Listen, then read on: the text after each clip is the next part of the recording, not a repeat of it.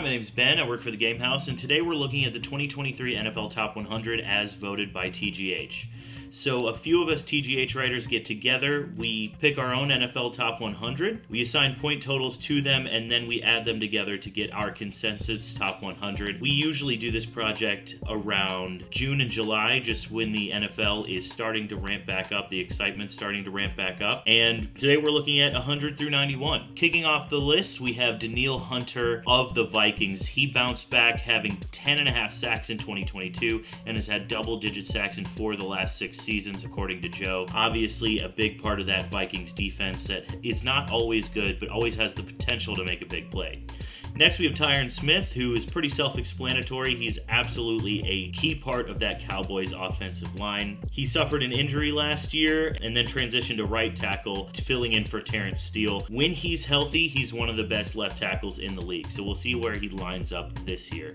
Next, we have Rashawn Slater, another offensive lineman. He missed most of last season, but his play really does warrant him being in the top 100. Number 97, we have Jesse Bates of the Atlanta Falcons now. He was a Bengal for a long time, really helped anchor the back end of that defense, went and got paid by Atlanta instead of chasing a ring with the Bengals this year. He's never been voted to a Pro Bowl, but he is considered one of the best safeties in the league, as I said. He had 71 combined tackles, 8 passes defended, and a career-high 4 interceptions last year, so he had a great year in that contract year. Next is Jared Goff, who I personally did not have ranked anywhere near my top 100, but the Lions protected him, and he had a better receiving room, throwing for almost 4,500 yards and 29 touchdowns. We'll see if he can carry those hefty expectations that his team has this year.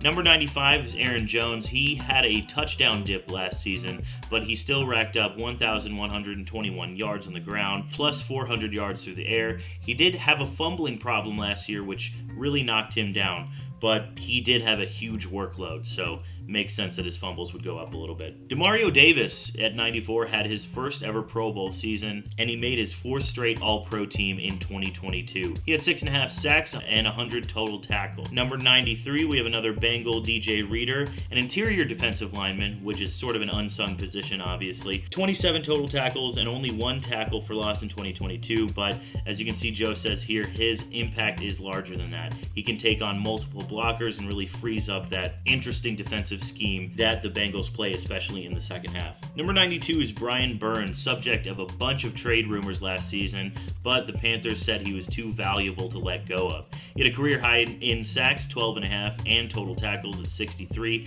and he made a second consecutive Pro Bowl.